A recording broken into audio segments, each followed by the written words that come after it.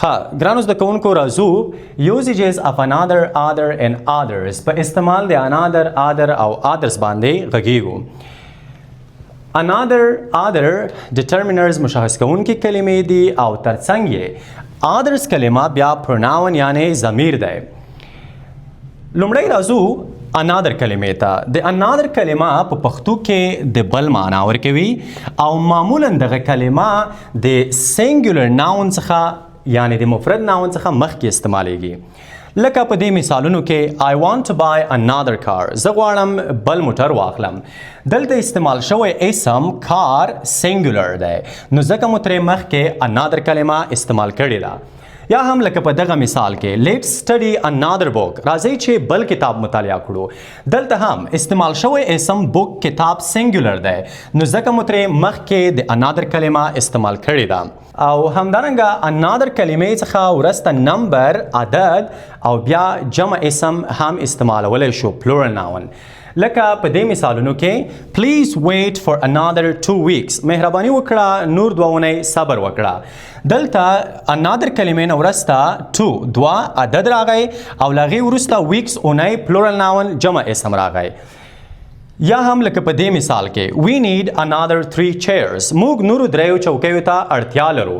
دلته له another وروسته 3 درې عدد راغی او له هغې وروسته chairs چوکۍ plural noun یعنی جمع اسم راغی. خلاصه دا چې another کلمه له جمع اسمونو سره هم استعمالولی شو خو په هغه صورت کې کله چې له another کلمې څخه وړاندې یو نمبر یعنی عدد شتون ولري.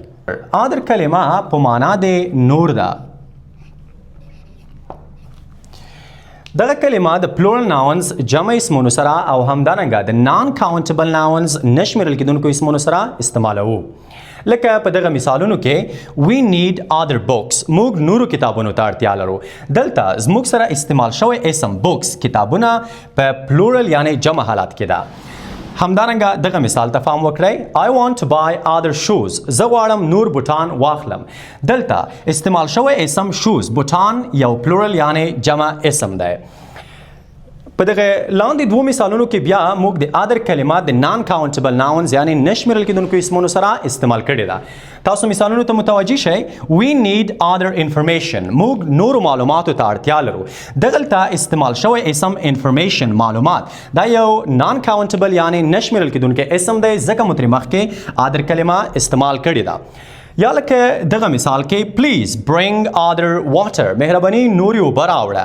دلته استعمال شوی اسم واټر دی اوبه او دا نان کاونټبل یعنی نشمیرل کېدونکی اسم دی نو ځکه مو ترې مخکې د other کلمه استعمال کړې ده. نو د other استعمال باندې هم پوه شولو چې other موږ د جمع اسمونو سره استعمالوو او د نشمیرل کېدونکو اسمونو سره استعمالوو. معنا یې راځي نور. لکه څنګه چې موږ او تاسو مخکې وویل چې د other کلمه د جمع اسمونو او همدارنګه د نشمیرل کېدونکو اسمونو سره استعمالیږي. په دغه نوټ کې موږ وایو چې د singular مفرد اسم سره هم other کلمه راتللی شي خو یوازې په هغه صورت کې کله چې د other کلمې څخه وړاندې determiner یعنی مشخص کوونکي کلمات استعمال شي لکه دا this my our او داسې نورې کلمې. لکه په دې مثال کې please give me the other book. مهرباني وکړه د بل کتاب راکړه.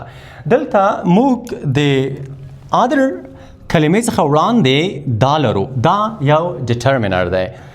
او په دې بل مثال کې هم where is the other key. چیرته ده دغه بله کیلي. موږ د other کلمې څخه وړاندې دا لرو. دا په خپله یو determiner یا مشخص کوونکی کلمه ده چې موږ تاسو دې خبرې ته هم باید پام راواړو چې وروسته اسم چې موږ استعمال کړی دی singular noun یعنی مفرد اسم دی لکه په لومړۍ جمله کې book کتاب او په دوهمه جمله کې key کیلي. ګرانو زده کوونکو وروستی کلمه others دی. others is a pronoun. others یو ضمیر دی او د others کلمه موږ هغه وخت استعمالوو کله چې نه غواړو چې other plus plural noun یعنی جمع اسم تکرار کړو. یعنی د other کلمې سره موږ د جمع اسم د تکرار مخنیوی کوو ځکه others کلمه په خپله یو ضمیر دی. لکه په دغه مثال کې I don't like these books. زه دغه کتابونه نه خوښوم. I want other books. زه نور کتابونه غواړم. دلته other books یعنی نور کتابونه په دغه بل جمله کې موږ د other books مخنیوي کوو د کومې کلمې په ذریعہ سره د others pronoun ضمیر سره یعنی I want others زه غواړم نور د نور څخه مقصد موږ چې شی دی other books یعنی نور کتابونه